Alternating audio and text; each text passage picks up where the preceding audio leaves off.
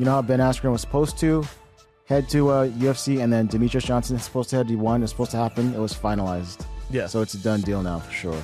I told you. So here's the thing. This is great news for so many reasons. It's one of the biggest things that ever happened in mixed martial arts history. And the reason why I'm so excited about it is for Demetrius Johnson.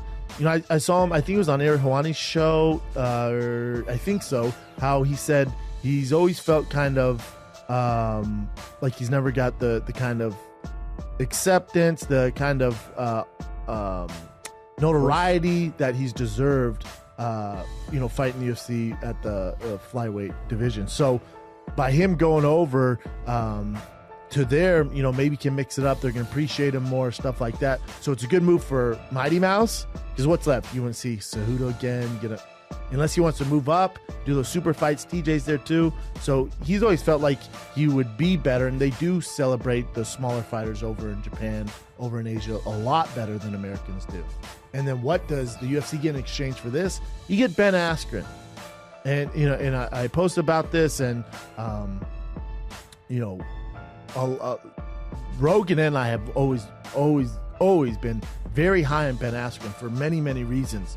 You're getting a guy who is an Olympic wrestler, All-American national champion collegiate wrestler, a guy who's undefeated in mixed martial arts, and his style is so dominant that he's never really had close fights, and his fight style is so dominant.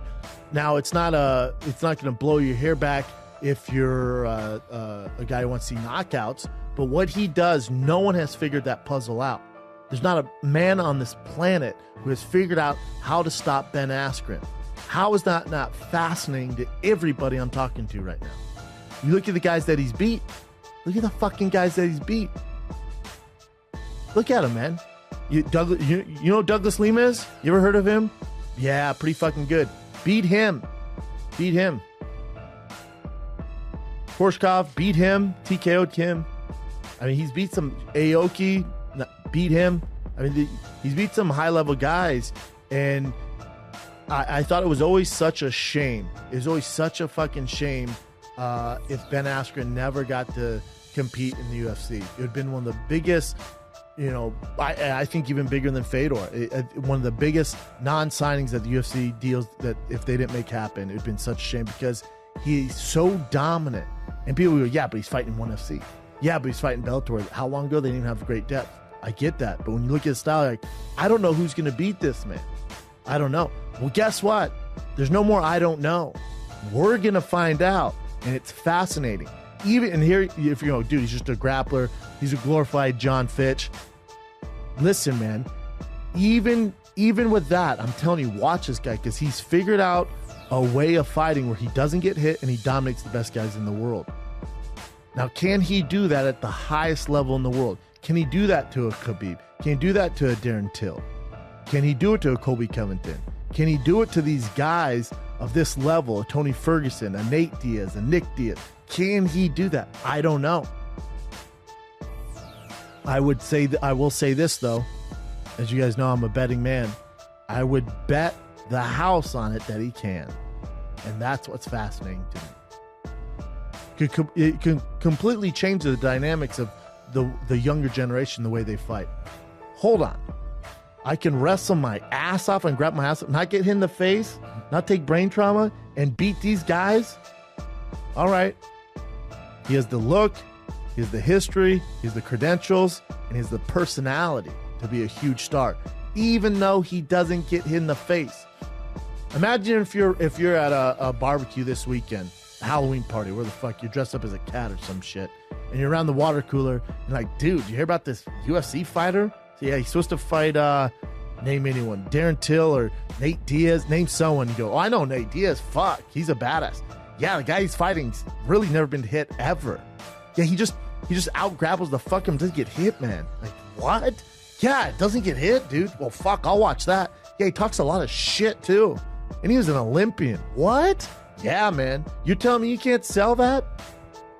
To me, this is a home run for both sides. But even with the bigger picture, the biggest takeaway from this is whenever something is done first, whether it's a prototype of a shoe, of some a car, a Tesla, that first one is expensive as shit, and it's very difficult to figure out.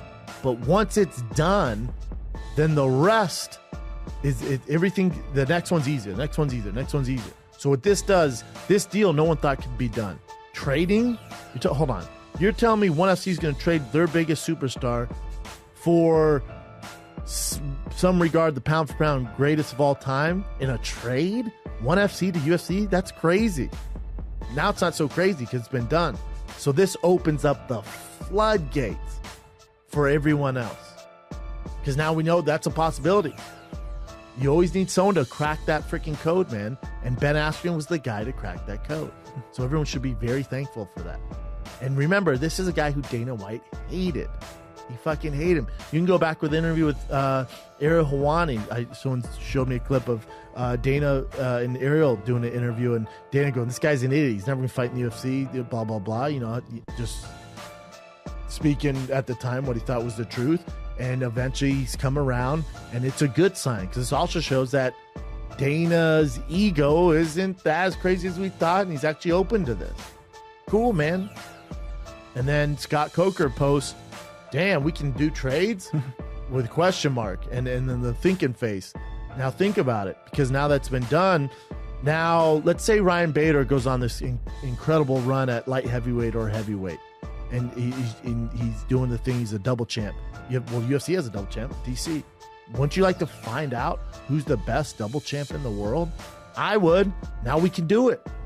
And as we talk about this dinosaur pay-per-view model, how it's going out of business, well, you know what you can do?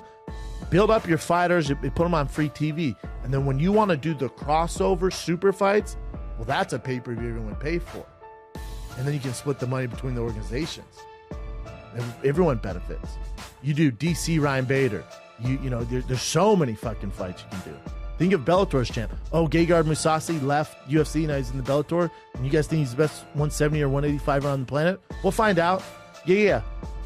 Come fight Whitaker. Come fight Woodley. There you go.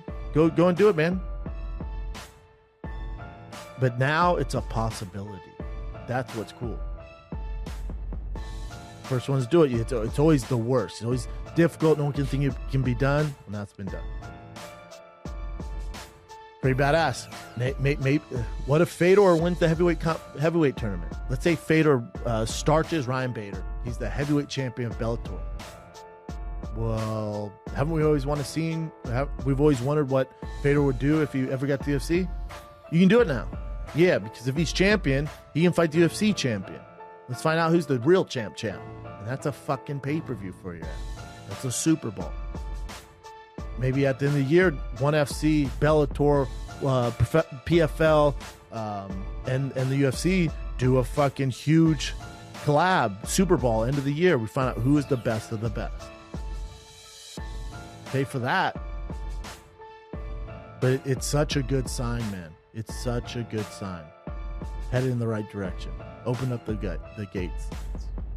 Now the guys can be asking for this. And now that's been done, there's a blueprint to follow.